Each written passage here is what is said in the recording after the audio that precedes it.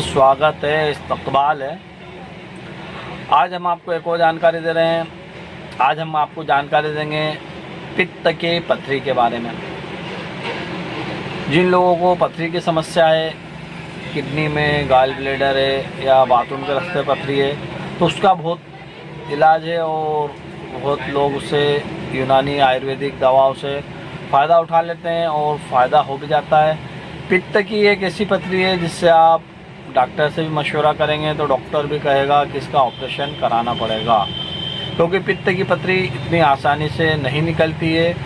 पित्त में किसी चीज़ के जाने का रास्ता नहीं रहता, इसलिए पित्त की पथरी निकालना बहुत ही मुश्किल हो जाती है। तो देखिए, पित्त की पथरी क्या होती है। पित्त की पथरी बर्फ़ की गठान जैसी होती है, यानी कि बर्फ़ जैसा जमा हुआ रहता है, तो उसे पिघलाना पड़ता है। और दूसरी पथरी पत्थर जैसी होती है, वो कि बड़े आसानी से टूटकर निकल भी जाती है और ऑपरेशन से भी निकल जाती है। और पित्त की पथरी के लिए ऑपरेशन का डॉक्टर मशवरा देते हैं, राय देते हैं कि आप ऑपरेशन करा लीजिए।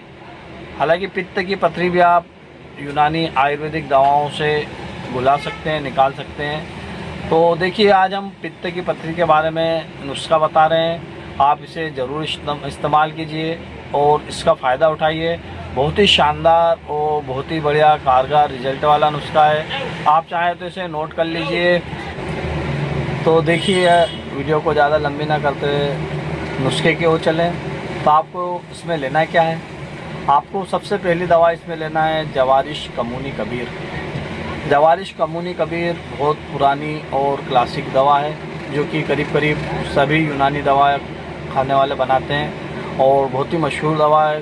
करीब करीब 2000 साल से कंटिन्यूटी रनिंग में और बहुत ही बढ़िया रिजल्ट होते हैं और हर हकीम डॉक्टर इसे अच्छे से पहचानते हैं। जवारिश कमूनी कबीर आप ले लीजिए और इसे रोज़ाना सुबह, दोपहर, शाम, दिन में तीनों टाइम आधा आधा चम्मच इसे इस्तेमाल कीजिए। ये देखिए, हम जवारिश कमूनी कबीर का आपको इमेज भी बता देते हैं। और इसके बाद आपको लेना है सौंठ, लेना है आपको 50 ग्राम, नौशादर लेना है आपको 30 ग्राम, काली मिर्च लेना है आपको 10 ग्राम और आपको सना मक्खी लेना है 10 ग्राम।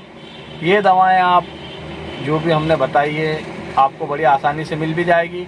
ये किसी भी आयुर्वेदिक दवाएं जहाँ भी मिलती है वहाँ से मिल जाएगी, या पंसारी की दुकान से आप इन दवाओं को ले लीजिए और इन्हें कूट पीस कर बारीक चूर्ण बना लीजिए और रोज़ाना इसे आधा चम्मच इस्तेमाल कीजिए।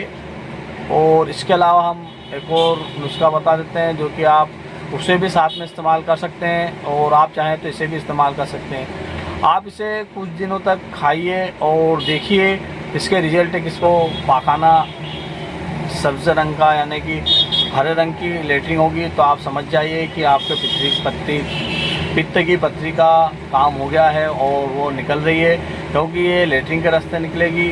और इसके अलावा एक नुस्खा और हम आपको बता देते हैं, आप चाहो तो इसे भी इस्तेमाल कीजिए। आपको लेना है रोगदे जैतून का ऑयल, आप कहीं से भी ले लीजिए। आप इसे 250 ml यानी कि पाव भर जैतून का ऑयल ले लीजिए और इसके साथ आप नींबू का रस लीजिए। नींबू का रस भी आपको बराबर मात्रा में लेना है। जैतून का तेल 250 ml लेना है, तो नींबू का रस भी आपको 250 ml लेना है। अब आप इसे दोनों को अच्छा किसी कांच की शीशे में रख लीजिए और अच्छा तरह हला लीजिए ताकि मिक्स अच्छे से हो जाए।